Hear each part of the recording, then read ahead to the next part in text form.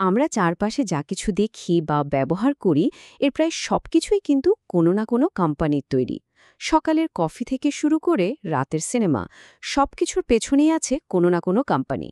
তো চলুন আজকের এই আলোচনায় আমরা এই কোম্পানিগুলোর ভেতরের জগৎটা একটু ঘুরে দেখি। কিন্তু আচ্ছা, কখনো কি ভেবে দেখেছেন আমাদের চারপাশের এই যে বিশাল দুনিয়া, এর আসল মালিক কারা? এই একটা প্রশ্নের উত্তর খুঁজতেই কিন্তু আমাদের আজকের এই পথ চলা। যেমন ধরুন এই ব্র্যান্ডটার কথা, নাইকি। নামটা তো সবারই চেনা, তাই না? এটা এখন শুধু জুতো বা পোশাকের ব্র্যান্ড না, বরং বিশ্বজুড়ে স্পোর্টস আর কালচারের একটা অংশ হয়ে গেছে। অথবা এইটা কোকা-কোলা। এটা তো শুধু একটা ড্রিঙ্কস না, পৃথিবীর সবচেয়ে পরিচিত ব্র্যান্ডগুলোর একটা। যে কোনো পার্টি বা আড্ডায় এর উপস্থিতি থাকবেই। আবার দেখুন জেনারেল মোটরস। রাস্তায় যে হাজার হাজার গাড়ি চলে তার অনেকগুলোই এদের তৈরি। আমাদের দৈনন্দিন জীবনে এদেরও একটা বড় ভূমিকা আছে। আর বিনোদনের কথা বললে তো মার্ভেল কমিক্স আছেই। কমিক্সের পাতা থেকে শুরু করে বিশাল বাজেটের সিনেমা, তাদের দাপট সবখানে। তো এই যে এত সব বড় বড় ব্র্যান্ড, এগুলো আসলে কি? আর সবচেয়ে মজার প্রশ্নটা হলো, একজন সাধারণ মানুষ কিভাবে এগুলোর এক একটা অংশের মালিক হতে পারে? চলুন এবার এই ব্র্যান্ডগুলোর পেছনের আসল কাঠামোটা একটু উন্মোচন করা যাক। এই সব প্রশ্নের উত্তর লুকিয়ে আছে একটা দারুণ আইনি ব্যবস্থার মধ্যে। আমাদের প্রথম পর্বের বিষয় এটাই, কর্পোরেশনের সেই বিশেষ ক্ষমতা, কিভাবে একটা আইনি কৌশল গোটা দুনিয়াকেই বদলে দিল। কর্পোরেশন শব্দটা এসেছে ল্যাটিন কর্পাস থেকে, যার মানে হল দেহ। আর আইনের চোখে একটা কর্পোরেশন হল একদম আলাদা একজন আইনি ব্যক্তি। ভাবুন তো, এটা যেন একটা কাল্পনিক মানুষ, যার নিজের অধিকার আছে, দায়িত্ব আছে, ঠিক আমাদের মতন। মানে এটা তার মালিকদের থেকে পুরোপুরি আলাদা একটা সত্তা। এই সংখ্যাটা একটু দেখুন, 11 মিলিয়ন। ১৯৮৯ সালে এক্সেন ভালদেজ নামের একটা ট্যাঙ্কার থেকে ঠিক এত গ্যালন তেল আলাস্কার সমুদ্রে ছড়িয়ে পড়েছিল। আর এই ভয়াবহ দুর্ঘটনাই আমাদের বুঝতে সাহায্য করবে যে কর্পোরেশনের আসল শক্তিটা কোথায়। এখন এই স্লাইডের দুটো দিক একটু খেয়াল করুন। যদি এক্সন একটা সাধারণ পার্টনারশিপ ব্যবসা হতো, তাহলে কি হতো? তাহলে এর হাজার হাজার মালিকের প্রত্যেকের নামে মামলা হতে পারত, আর তারা হয়তো তাদের সারা জীবনের জমানো টাকা পয়সা সব হারাতেন। কিন্তু যেহেতু এক্সন একটা কর্পোরেশন ছিল, তাই দোষটা গিয়ে পড়েছে শুধু কোম্পানিটার ওপর। আর এর মালিকদের ব্যক্তিগত সম্পদ, সেটা ছিল ১০০% সুরক্ষিত। আর এই যে সুরক্ষা, এর পেছনের মূল জাদুটা হলো লিমিটেড লায়াবিলিটি বা সীমিত দায়। এর মানে হলো কোম্পানির মালিক বা শেয়ার হোল্ডাররা কোম্পানির কোনো দেনা বা ভুলের জন্য ব্যক্তিগতভাবে দায়ী থাকবেন না। তাদের ঝুঁকিটা শুধু তাদের বিনিয়োগ করা টাকার মধ্যেই সীমিত থাকবে। আর এই একটা ধারণাই কিন্তু লক্ষ লক্ষ মানুষকে বড় বড় উদ্যোগে টাকা বিনিয়োগ করতে সাহস দিয়েছে। আচ্ছা, তার মানে কি সব কোম্পানি একরকম? একদমই না। এবার চলুন পরের ধাপে যাই আর দেখি কোম্পানি আসলে কয় ধরনের হয়। সোজা কথায়, কোম্পানি হলো দুই রকমের, প্রাইভেট আর পাবলিক। ব্যাপারটা একটা সহজ উদাহরণ দিয়ে বোঝা যাক। ধরুন একটা ছোট্ট ব্যক্তিগত মোটেল, যার মালিকানা শুধু একটা পরিবার বা কয়েকজন বন্ধুর মধ্যেই সীমাবদ্ধ। চাইলেই কিন্তু এর মালিক হওয়া যায় না। এটা হলো একটা প্রাইভেট কোম্পানি। কিন্তু অন্যদিকে ভাবুন হিলটন বা ম্যারিয়টের মতো বিশাল হোটেল চেনের কথা। এগুলো হলো পাবলিক কোম্পানি। যে কেউ স্টক মার্কেটে গিয়ে এদের শেয়ার কিনে আংশিক মালিক হয়ে যেতে পারে। আর এই জায়গাটাতেই পুরো ব্যাপারটা একদম অন্য মাত্রা পেয়ে যায়, কারণ আমাদের প্রতিদিনের জীবনেই এমন এক জগৎ লুকিয়ে আছে যার মালিক আমরাও হতে পারি। চলুন সকাল থেকেই শুরু করা যাক। ঘুম থেকে উঠে যে বিছানার চাদরটা ব্যবহার করা হয়, যে টুথপেস্টে দাঁত মাজা হয়, যে অন্তর্বাস পরা হয়, এমনকি যে জুতোটা পায়ে থাকে, এগুলোর প্রত্যেকটাই কোনো না কোনো পাবলিক কোম্পানির তৈরি। যেমন প্রক্টর অ্যান্ড গ্যাম্বল বা নাইকি। এবার আসা যাক সকালের নাস্তার টেবিলে। আমাদের পছন্দের সিরিয়াল, ওয়াফেলস, জুস, এমনকি যে টোস্টারে পাউরুটি সেঁকা হয়, এগুলো জেনারেল মিলস বা কেলগক্সের মতো পাবলিক কোম্পানিগুলোরই পণ্য। আর দারুণ ব্যাপার হলো, এদের প্রত্যেকেরই কিন্তু আমরা অংশীদার হতে পারি।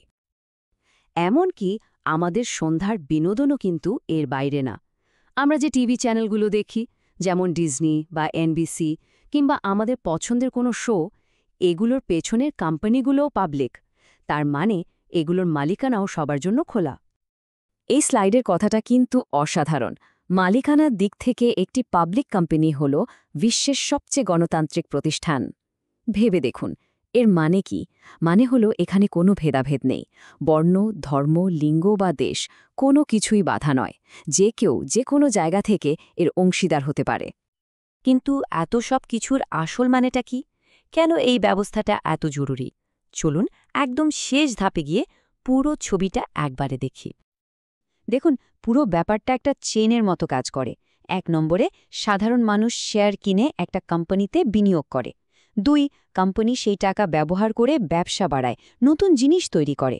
৩ কোম্পানি যখন সফল হয় তখন শেয়ারের দাম বাড়ে আর তাতে বিনিয়োগকারীদের লাভ হয়। আর সফল কোম্পানিগুলো আরও মানুষের চাকরির ব্যবস্থা করে, সরকারকে বেশি ট্যাক্স দেয়, যা দিয়ে শেষ পর্যন্ত পুরো সমাজেরই উন্নতি হয়। তার মানে এই যে এত বড় একটা অর্থনৈতিক চাকা ঘুরছে, এর প্রথম এবং সবচেয়ে জরুরি অংশ হলেন কিন্তু বিনিয়োগকারীরাই, সাধারণ মানুষ, যারা তাদের জমানো টাকা দিয়ে পুরো ব্যবস্থাটাকে চালু রাখে। তাহলে এখন থেকে যখন আমরা আমাদের চারপাশের দুনিয়াটা দেখব, তখন কি শুধু বিভিন্ন পণ্যই চোখে পড়বে, নাকি এর পেছনের সুযোগগুলো আমরা দেখতে পাব? এই প্রশ্নটাই রইল। পুঁজিবাদের ইতিহাসটা কিন্তু বেশ অবাক করার মতো, আর সত্যি বলতে মাঝে মাঝে বেশ অদ্ভুত। তো চলুন আজ সেই গল্পটাই একটু বিস্তারিতভাবে জানা যাক। চলুন এমন একটা প্রশ্ন দিয়ে শুরু করা যাক যা আমাদেরকে আজকের এই চীনা পৃথিবী থেকে সম্পূর্ণ ভিন্ন একটা জগতের কথা ভাবতে বাধ্য করবে। একবার ভাবুন তো, একদিকে প্রভুদের জন্য কাজ, যেখানে কোনো বেতন নেই, আর অন্যদিকে অর্থ, সম্পত্তি এবং জীবনে উন্নতি করার স্বপ্ন। পুঁজিবাদের আগে আর পরের জীবনের মধ্যে পার্থক্যটা ছিল বলতে গেলে আকাশ-পাতাল। কিন্তু এই এনর্ম পরিবর্তনটা কিভাবে হলো? ইতিহাসের বেশিরভাগ সময় জুড়ে সাধারণ মানুষ কখনো টাকা পয়সা ব্যবহারই করেনি। ভাবা যায়? চলুন সেই সময়টাতে একবার ঘুরে আসা যাক। এমন একটা পৃথিবীর কথা ভাবুন তো, যেখানে ব্যক্তিগত সম্পত্তি বা জীবনে উন্নতি করার কোনো ধারণাই নেই। বেশিরভাগ মানুষই তাদের প্রভুদের জন্য কাজ করত, আর বিনিময়ে পেত শুধু থাকার জায়গা আর খাবার। কোনো বেতন টেতন নয়, কারণ টাকা খরচ করার মতো কোনো দোকানপাটই তো ছিল না। আরও আশ্চর্যের ব্যাপার হলো, জীবনে উন্নতি করার চেষ্টাকে তখন অনৈতিক, এমনকি ঈশ্বরের ইচ্ছার বিরুদ্ধে একটা কাজ বলে মনে করা হতো। তাহলে প্রশ্নটা হলো, একটা নতুন বিশ্ব জয়ের মতো এত বিশাল আর ঝুঁকিপূর্ণ অভিযানের জন্য টাকা আসত কোত্থেকে? এখানেই গল্পের আসল মোড়। এই সমস্যার সমাধান হিসেবেই জন্ম নিল এক যুগান্তকারী ধারণা, জয়েন্ট স্টক কোম্পানি। এটা ছিল এক কথায় অসম্ভবকে সম্ভব করার একটা নতুন উপায়। এখানে অনেক বিনিয়োগকারী একসাথে মিলে বিশাল কোনো উদ্যোগের ঝুঁকিটা ভাগাভাগি করে নিতে পারত। মানে আজকের দিনের কিকস্টার্টারের কথা ভাবুন। ঠিক সেইভাবে ভার্জিনিয়া কোম্পানি অফ লন্ডনের মতো সংস্থাগুলো জেমসটাউনের মতো উপনিবেশ গড়ার জন্য সাধারণ মানুষের কাছ থেকে টাকা তুলেছিল। এটা আসলেই একটা যুগান্তকারী ধারণা ছিল।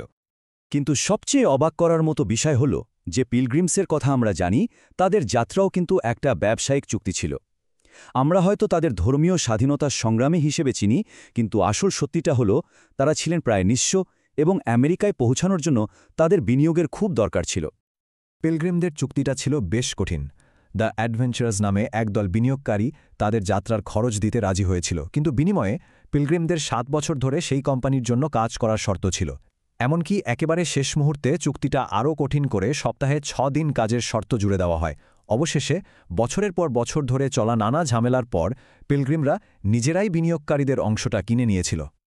আর পিলগ্রিমদের নিজেদের স্বাধীনতা অর্জনের জন্য এই যে পদক্ষেপ, এটাই ছিল আমেরিকার ইতিহাসে প্রথম লেভারেজড বাইআউট, মানে ধার করা টাকা দিয়ে একটা কোম্পানি কিনে নেওয়া। এই একটা ঘটনাই দেখিয়ে দেয় পুঁজিবাদের ইতিহাস আধুনিক অর্থব্যবস্থার সঙ্গে কতটা ওতপ্রোতভাবে জড়িত, আর এই পদ্ধতি আজও ব্যবহার করা হয়। কিন্তু এই নতুন আর্থিক ব্যবস্থার একটা অন্ধকার দিকও ছিল। যখন বিনিয়োগের বদলে ফটকাবাজির লোভটা লাগম ছাড়া হয়ে যায়, তখন কি ঘটে? চলুন দেখি। যেমন ধরুন জন লয়ের মিসিসিপি কোম্পানির নাটকীয় গল্পটা। উনি প্রতিশ্রুতি দিয়েছিলেন লুইজিয়ানা থেকে জাহাজ ভর্তি ধনরত্ন নিয়ে আসবেন। এই গল্প শুনে প্যারিসের মানুষ তো একেবারে পাগলের মতো শেয়ার কিনতে শুরু করল। একটা সময়ে কোম্পানির কাগজে মূল্য ফ্রান্সের মোট সোনার পরিমাণকেও ছাড়িয়ে গিয়েছিল। কিন্তু আসলে পুরোটাই ছিল একটা বিরাট ফাঁদ, যা পরে ফরাসি অর্থনীতিকে প্রায় ধ্বংসের মুখে ঠেলে দিয়েছিল। আর গল্পটা শুধু ফ্রান্সেই থেমে থাকেনি। ঠিক একই সময়ে ইংল্যান্ডেও চলছিল একই রকম পাগলামি।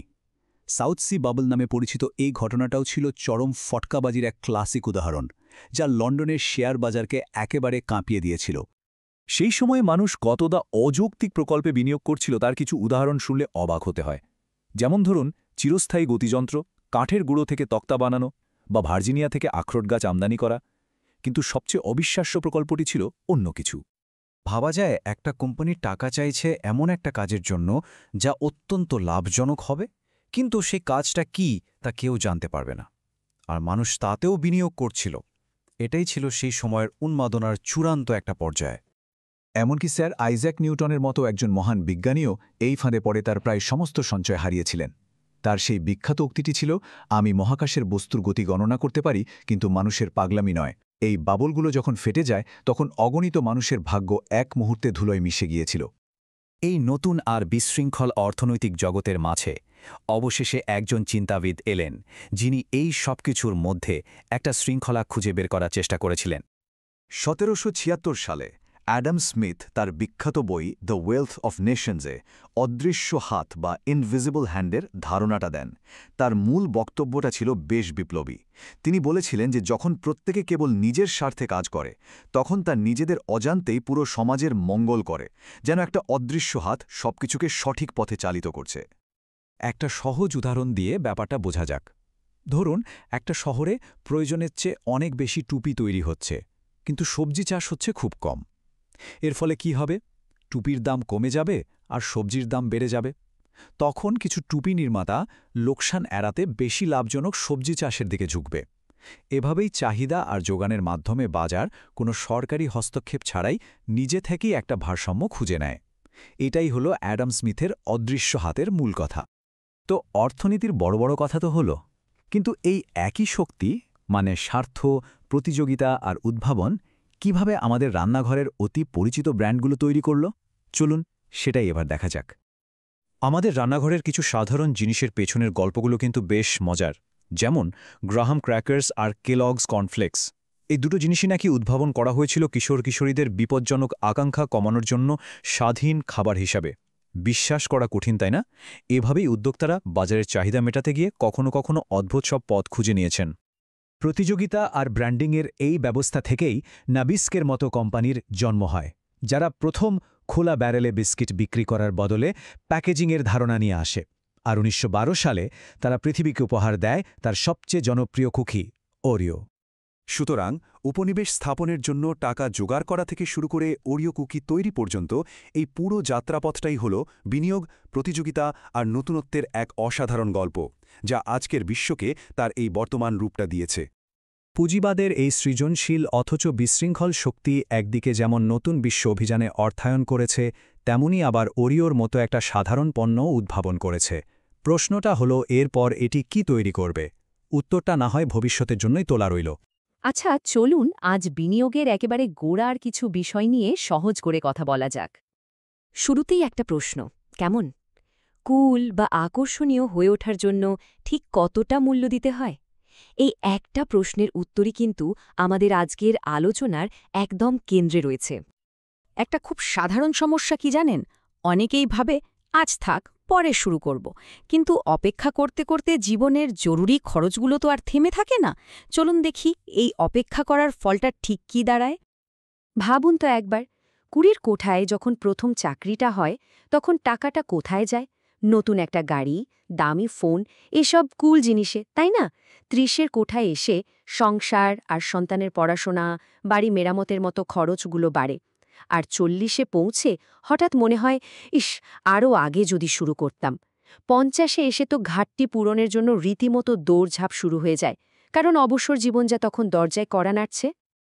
আচ্ছা, এই ব্যাপারটা আরও ভালোভাবে বোঝার জন্য চলুন দুজনের একটা গল্প শোনা যাক। জো বিগবেলি আর স্যালি খটহুইল দুজনেই সহকর্মী, আয়ও এক, কিন্তু তাদের আর্থিক সিদ্ধান্তগুলো ছিল একদম আলাদা। জোকে দেখুন, একেবারে নতুন ঝকঝকে একটা গাড়ি কেনার জন্য বিশাল অঙ্কের একটা লোন নিয়ে ফেলল। আর অন্যদিকে স্যালি, সে কিন্তু খুব ভেবেচিন্তে মাত্র $2000 দিয়ে একটা পুরনো গাড়ি কিনল, ক্যাশ টাকায়। ব্যাস, কোনো লোন নেই, কোনো মাথা ব্যথা নেই। মজার ব্যাপার হলো দুজনেরই কিন্তু প্রতি মাসে ঠিক একই পরিমাণ টাকা খরচ হচ্ছিল, $400। কিন্তু দেখুন টাকাটা যাচ্ছিল কোথায়। জোর টাকাটা সোজা চলে যাচ্ছিল একটা ফিনান্স কোম্পানির কাছে, মানে গাড়ির কিস্তি। আর স্যালি, সে ঠিক ওই একই টাকা প্রতি মাসে জমিয়ে রাখছিল একটা স্টক মিউচুয়াল ফান্ডে। এবার দেখুন মাত্র 5 বছর পর কি হলো। ছবিটা একেবারে পাল্টে গেছে। জোর সেই শখের গাড়ির দাম কমতে কমতে এসে দাঁড়িয়েছে মাত্র $5,000, অথচ সে খরচ করে ফেলেছে $26,000। আর স্যালি, তার সেই ছোট্ট বিনিয়োগটা দেখতে দেখতে বেড়ে দাঁড়িয়েছে প্রায় $30,000। ভাবা যায়? তো প্রশ্নটা হলো, স্যালির এই সাফল্যের পেছনের রহস্যটা কি ছিল? কোন জাদুতে তার টাকা এত বেড়ে গেল? চলুন এবার সেই গোপন অস্ত্রটার কথাই বলা যাক। এই গোপন অস্ত্রের নাম হল চক্রবৃদ্ধি সুদ বা কম্পাউন্ড ইন্টারেস্ট। খুব সহজ করে বললে এটা হলো যখন আপনার টাকাটাই আপনার জন্য খেটে আরও টাকা তৈরি করে, মানে আপনার লাভের ওপরও আপনি লাভ পেতে শুরু করেন। বিষয়টা কতটা শক্তিশালী একটা উদাহরণ দিলে পরিষ্কার হয়ে যাবে। ধরুন প্রতি বছর $500 করে বিনিয়োগ করা হচ্ছে। 10 বছর পর মোট জমা হবে $5,000, তাই তো? কিন্তু চক্রবৃদ্ধির সুদের কারণে সেটা বেড়ে হয়ে যাবে $6,603, মানে প্রায় $1,600-এরও বেশি শুধুই লাভ। কিন্তু গল্পের তো একটা ভিলেনও থাকতে হবে, তাই না? এখানে সেই ভিলেনের নাম মুদ্রাস্ফীতি বা ইনফ্লেশন। সোজা কথায় সময়ের সাথে সাথে আপনার টাকার কেনার ক্ষমতা কমে যাওয়া। আপনার টাকাটা যেন একটা ট্রেডমিলে দৌড়াচ্ছে, যেটা ক্রমাগত পিছনের দিকে যাচ্ছে। এই চার্টটা দেখুন 1992 থেকে 94 সালের দিকে কি হয়েছিল। ব্যাংকের সেভিংস অ্যাকাউন্টের সুদের হার ছিল ইনফ্লেশনের হারের থেকেও কম। মানেটা কি দাঁড়ালো? মানে হলো ব্যাংকে টাকা রেখেও আসলে সেটার মূল্য দিন দিন কমছিল। এই কারণেই বলা হয় ঋণ হলো সঞ্চয়ের ঠিক উল্টো।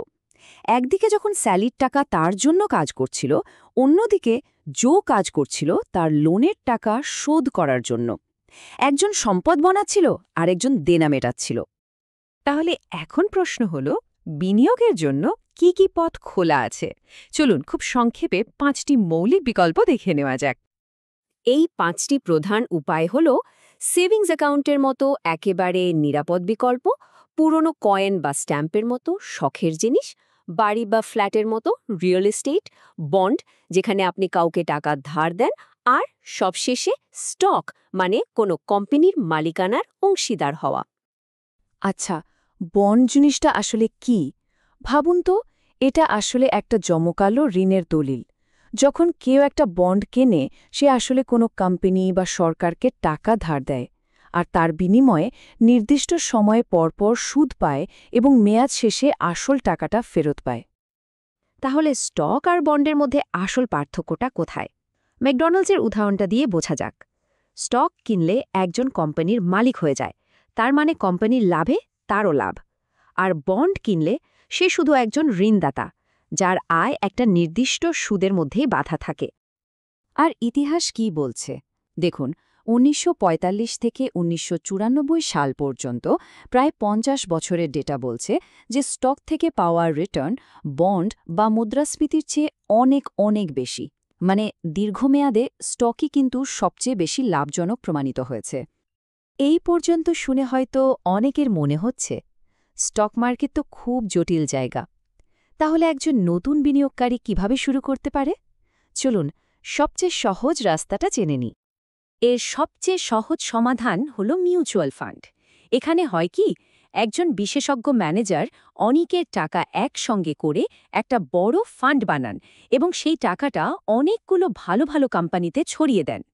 এতে ঝুঁকি কমে যায়, আর সবচেয়ে বড় কথা, খুব অল্প টাকা দিয়েও, ধরুন মাসে 500 বা 1000 টাকা দিয়েও বিনিয়োগ শুরু করা যায়। আমরা আলোচনার প্রায় শেষ পর্যায়ে চলে এসেছি। এবার এমন একটা সম্পদের কথা বলবো যা একজন বিনিয়োগকারীর কাছে সবচেয়ে মূল্যবান। আর সেই সম্পদটা কি জানেন? সেটা হলো সময়। হ্যাঁ, ঠিকই শুনেছেন, সময়। স্টকে বিনিয়োগের জন্য 20 বছর বা তার বেশি সময়কে সবচেয়ে ভালো মনে করা হয়, কারণ এই লম্বা সময়টায় আপনার টাকাকে চক্রবৃদ্ধি হারে বেড়ে ওঠার আসল সুযোগটা করে দেয়। তাই পুরনো প্রবাদটাকে একটু ঘুনিয়ে বলা যায়, সময়ই টাকা নয়, বরং সময় টাকা তৈরি করে। বিনিয়োগের দুনিয়ায় এটাই হয়তো সবচেয়ে বড় সত্যি। তাহলে শেষ প্রশ্নটা হলো, আমাদের জমানো টাকা কোন গল্পটা বলবে? জো বিগবেলির মতো আফসোসের গল্প, নাকি স্যালি কার্টহুইলের মতো সমৃদ্ধির গল্প? সিদ্ধান্তটা কিন্তু যার যার নিজের। আচ্ছা, কোম্পানিগুলো কি মানুষের মতো? তাদেরও কি একটা জীবনচক্র আছে?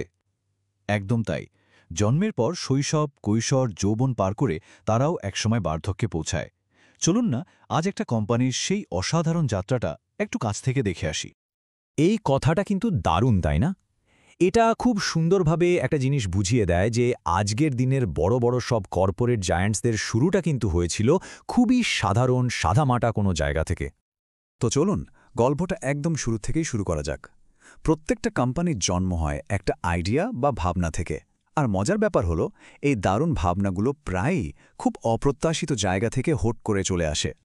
এই যে বিখ্যাত উদাহরণগুলো, এগুলো দেখলেই ব্যাপারটা পরিষ্কার হয়ে যায়। মানে বিলিয়ন ডলারের কোম্পানিগুলো প্রায় শূন্য থেকে শুরু হতে পারে।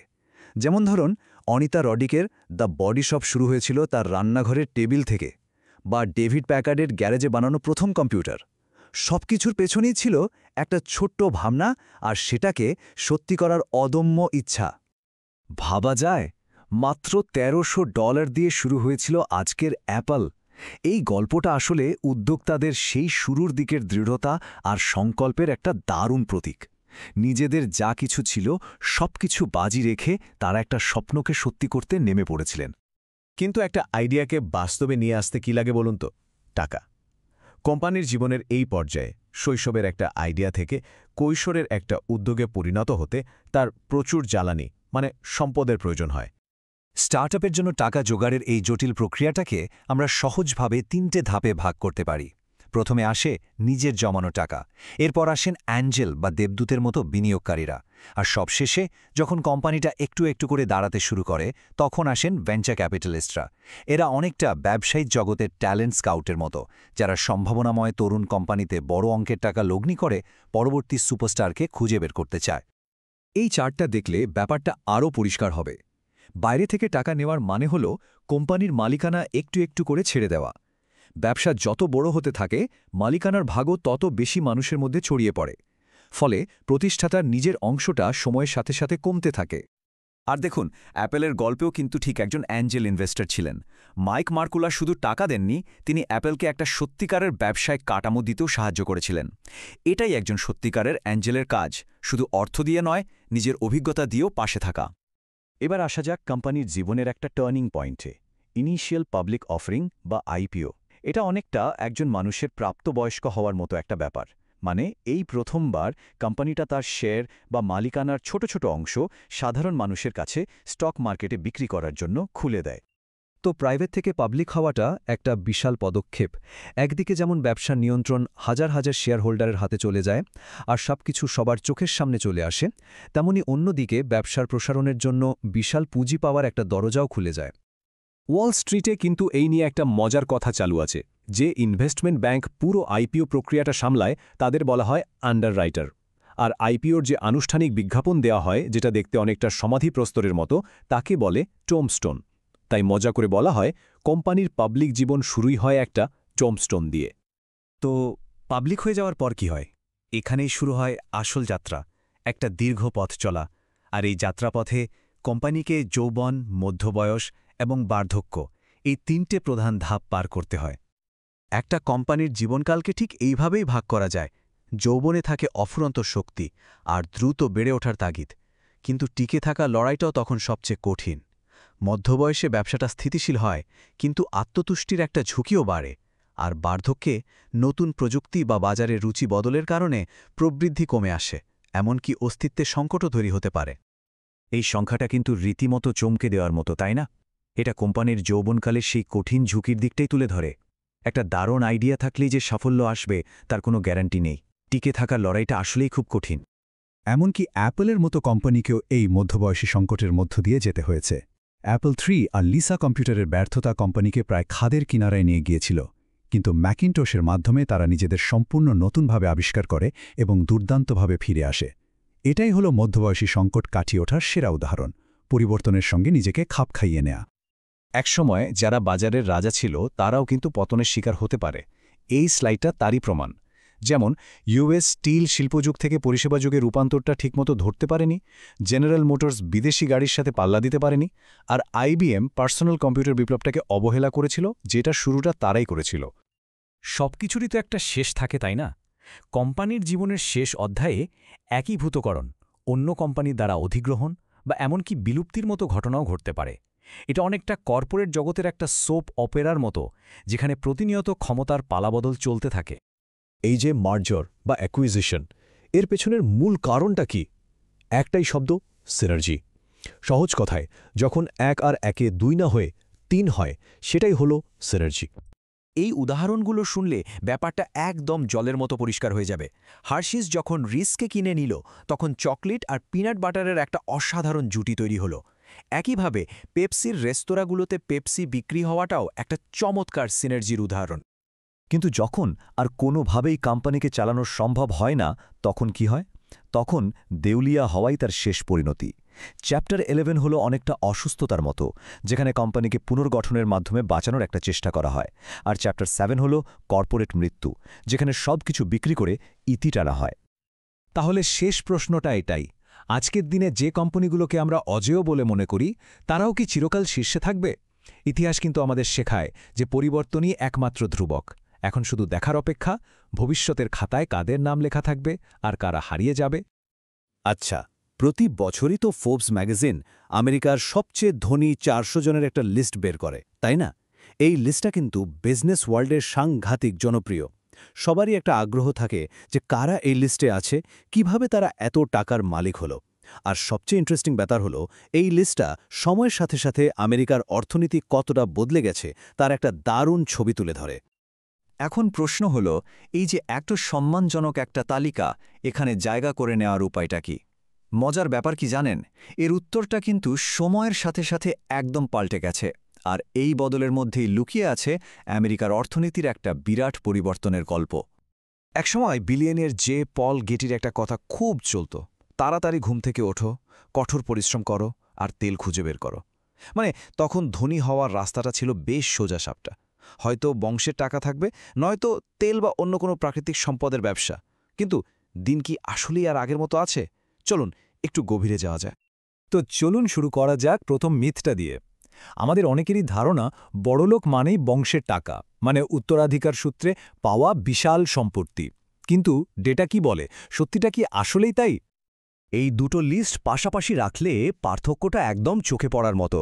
দেখুন ১৯৮২ সালের লিস্টে রকফেলার, ডুপন্টের মতো পুরনো দিনের ধনী পরিবারগুলোর নাম। তাদের সবার সম্পত্তি কিন্তু উত্তরাধিকার সূত্রে পাওয়া। এমনকি উত্তরাধিকার শব্দটাই ওই বছর ৬৫ বার ব্যবহার করা হয়েছিল। অথচ মাত্র ১০টা বছর পর ১৯৯৩ সালের লিস্টটা দেখুন। এখানে রাজত্ব করছেন বিল গেটস, ওয়ারেন বাফেটের মতো মানুষরা, যারা নিজেদের চেষ্টায় টেকনোলজি আর স্টক মার্কেটের মতো নতুন পথে চলে বিলিয়নিয়ার হয়েছেন। আর এই সংখ্যাটা দেখুন, মাত্র ৪৩। ভাবা যায় ১৯৯৩ সালের লিস্টে ৪০০ জনের মধ্যে মাত্র ৪৩ জন ছিলেন যারা বংশের টাকায় বড়লোক। তার মানে কি দাঁড়ালো? প্রায় ৯০% সম্পত্তি কিন্তু নতুনভাবে তৈরি করা হয়েছিল। এটা তো পরিষ্কার প্রমাণ যে আমেরিকা তখনও সুযোগের দেশ ছিল, যেখানে একটা ভালো আইডিয়া আর কঠোর পরিশ্রম দিয়ে একদম চূড়ায় পৌঁছানো যেত। আচ্ছা, এবার আসা যাক আমাদের দ্বিতীয় মিথটায়। আমাদের মাথায় গেঁথে আছে যে সফল হতে হলে একদম ফার্স্ট ক্লাস এডুকেশন লাগবে, একটা পারফেক্ট সিভি থাকতে হবে। কিন্তু জানেন তো, বাস্তবতার গল্পটা কিন্তু প্রায় অন্যরকম হয়। শুরু করা যাক বিল গেটসকে দিয়ে, বিজনেস হিস্ট্রির সম্ভবত সবচেয়ে ফেমাস কলেজ ড্রপ আউট। তারপরেই আছেন অরাকলের লরেন্স এলিসন, আর এক টেক জায়ান্ট, যিনি নিজের আইডিয়াকে সত্যি করার জন্য কলেজ ছেড়ে দিয়েছিলেন। এমনকি এন্টারটেইনমেন্ট দুনিয়াতেও দেখুন, David Geffen, college drop out, career শুরু করেছিলেন মেল রুমের ক্লার্ক হিসাবে। এই উদাহরণগুলো এটাই বলে যে প্রথাগত রাস্তায় কিন্তু একমাত্র রাস্তা না। মানে বিষয়টা কি দাঁড়াচ্ছে? সাহস আর একটা দুর্দান্ত আইডিয়া, এগুলোই অনেক সময় আসল খেলাটা খেলে দেয়। মাইক্রোসফট শুরুই হয়েছিল কয়েকজন কলেজ ড্রপ আউটের হাতে। ওয়ালমার্ট আরকানসাসের একটা ছোট্ট দোকান থেকে আজকের এই অবস্থানে। আর ম্যাকডোনাল্ডসের বিপ্লবটা তো এনেছিলেন একজন সাধারণ milkshake machine salesman. Ben and জেরিজের গল্পটা তো আরও মজার। দুজন বন্ধু মাত্র $5 খরচ করে একটা মেল অর্ডার কোর্স করল আইসক্রিম বানানোর উপর। এরপর কিছু টাকা ধার করে একটা পুরনো গ্যাস স্টেশন ভাড়া নিয়ে খুলে ফেলল নিজেদের দোকান। আর ব্যবসা বাড়ানোর জন্য তারা কি করল জানেন? শুধুমাত্র তাদের রাজ্যের ভারমন্টের বাসিন্দাদের কাছেই শেয়ার বিক্রি করল। সেই লোকাল বিশ্বাস থেকেই তারা আজ দেশের অন্যতম বড় আইসক্রিম ব্র্যান্ড। এবার আসি তৃতীয় মিথটায়। একটা সময় ছিল যখন নিউজ খুললেই শোনা যেত আমেরিকার অর্থনীতি নাকি ডুবতে বসেছে। সবাই বলছিল আমেরিকা তার ১ নম্বর জায়গাটা হারাচ্ছে। কিন্তু পর্দার পেছনের গল্পটা ছিল কিন্তু একদম অন্যরকম। গাড়ির শিল্পের কথাই ধরুন না, সবাই তো একরকম ধরেই নিয়েছিল যে জাপানি কোম্পানিগুলো আমেরিকান বাজার দখল করে ফেলেছে। আর ঠিক সেই সময়েই ক্রাইসলার এমন একটা জিনিস নিয়ে আসলো যা কেউ ভাবেনি, মিনিভ্যান। এটা ছিল ওই আমেরিকা পিছিয়ে পড়ছে গল্পের বিরুদ্ধে একটা সলিড জবাব। আর এই সংখ্যাটা তো আরও চমকে দেওয়ার মতো। যাদেরকে তথাকথিত অলস বলা হচ্ছিল, সেই আমেরিকান শ্রমিকরাই কিন্তু ছিলেন বিশ্বের অন্যতম প্রোডাক্টিভ। একজন আমেরিকান কর্মী তখন গড়ে একজন জাপানি কর্মীর চেয়ে বছরে প্রায় $10,000 বেশি মূল্যের জিনিস তৈরি করতেন। ভাবা যায়? শুধু তাই না, এই তালিকাটা দেখলেই বোঝা যায় আমেরিকার অর্থনৈতিক শক্তি আর উদ্ভাবনের বিস্তার কতটা ছিল। সফটওয়্যার আর মাইক্রোপ্রসেসর থেকে শুরু করে মিউজিক, সিনেমা, টিভি, আবার ফার্মাসিউটিক্যালস, জেনেটিক ইঞ্জিনিয়ারিং থেকে শুরু করে কেমিক্যালস, সব আধুনিক সেক্টরেই আমেরিকা কিন্তু তার লিডারশিপ ধরে রেখেছিল। বেশ, এবার আমরা আমাদের আলোচনা শেষ এবং সম্ভবত সবচেয়ে বিতর্কিত মিথটাতে চলে এসেছে। কর্পোরেট সিইওদের আমরা প্রায় ভিলেন হিসেবে দেখি, তাই না? কিন্তু এই ধারণাটা কি শতভাগ ঠিক? ব্যাপারটা বুঝতে একটা অদ্ভুত তুলনা করা যাক। একদিকে আছেন একজন কিংবদন্তি স্পোর্টস আইকন জো মন্টানা, আর অন্যদিকে একজন কর্পোরেট লিডার লি আয়াকোকা। আচ্ছা, সমাজের জন্য কার অবদান বেশি ছিল? দুজনের অবদান যদি পাশাপাশি রাখি তাহলে ছবিটা পরিষ্কার হয়ে যায়। জো মন্টেনা নিঃসন্দেহে একজন গ্রেট প্লেয়ার, ফ্যানদের প্রচুর আনন্দ দিয়েছেন। কিন্তু লি আয়াকোকা যখন প্রায় ডুবে যাওয়া ক্রাইসলারকে বাঁচালেন, তখন তিনি শুধু একটা কোম্পানিকে বাঁচাননি, তিনি বাঁচিয়েছিলেন ৩ লাখের বেশি হাই স্কিল্ড মানুষের চাকরি। এবার অর্থনৈতিক প্রভাবের দিক থেকে ভাবুন তো, কার কন্ট্রিবিউশনটা বেশি? সিইওদের বিশাল বেতন নিয়ে তো অনেক সমালোচনা হয়। এর একটা বড় অংশ আসে স্টক বেসড কম্পেনসেশন থেকে। ব্যাপারটা কি? সহজ করে বললে, এক্সিকিউটিভদের বেতনের একটা অংশ কোম্পানির শেয়ার হিসাবে দেওয়া হয়। এর মানে হলো তারা তখনই বড় টাকাটা পান যখন কোম্পানির শেয়ারের দাম বাড়ে। এতে কি হয়? কোম্পানির মালিক যারা, মানে সাধারণ শেয়ার হোল্ডাররা, তাদেরও লাভ হয়। তো এটা একরকম উইন উইন সিচুয়েশন তৈরি করে। তাহলে প্রশ্নটা হলো, আসল চাকরিগুলো তৈরি করে কারা? বড় বড় কোম্পানিগুলো নাকি অন্য কেউ? চলুন সরাসরি ডেটা কি বলছে সেটাই দেখি। এই চারটা কিন্তু আসল গল্পটা বলে দিচ্ছে। দেখুন, ১৯৮০-র দশকে বড় কোম্পানিগুলো থেকে যেখানে ৩০ লাখ চাকরি কমে গিয়েছিল, সেখানে ছোট আর নতুন কোম্পানিগুলো মিলে ২,১০,০০,০০০ নতুন চাকরি তৈরি করেছিল। অবিশ্বাস্য, তাই না? মিডিয়াতে শুধু বড় কোম্পানি ছাঁটাইয়ের খবরই আসত, কিন্তু পর্দার আড়ালে যে এত বড় একটা কর্মসংস্থানের বিপ্লব ঘটে যাচ্ছিল, সে খবরটা কিন্তু সেভাবে আসেনি। অনুপাতটা একবার ভাবুন তো। বড় কোম্পানিতে হারানো প্রত্যেকটা চাকরির বদলে ছোট আর নতুন ব্যবসায়ীরা ৭টা নতুন চাকরি তৈরি করছিল। এটা একটা অর্থনীতির ভেতরের অবিশ্বাস্য ডাইনামিজম বা গতিশীলতার প্রমাণ। আর এই চাকরির জোয়ারটা এনেছিল কারা? ওয়ালমার্ট, হোম ডিপো, মাইক্রোসফটের মতো কোম্পানিগুলো। এরা সবাই কিন্তু একসময় ছোট উদ্যোগ হিসেবেই শুরু করেছিল, আর পরে আমেরিকার সবচেয়ে বড় জব ক্রিয়েটরে পরিণত হয়েছে। সব শেষে এই পুরো আলোচনাটা আমাদের একটা বড় প্রশ্নের সামনে দাঁড় করিয়ে দেয়। যদি মাত্র ১ দশকে ধনী হওয়ার রাস্তাটা এতটা বদলে যেতে পারে, তাহলে ভবিষ্যতের বিলিয়নিয়ারদের তালিকাটা আমাদের এই দুনিয়া সম্পর্কে কি নতুন গল্প শোনাবে? হয়তো পরের ফোর্বস লিস্টেই আমরা তার কিছু ইঙ্গিত পাব।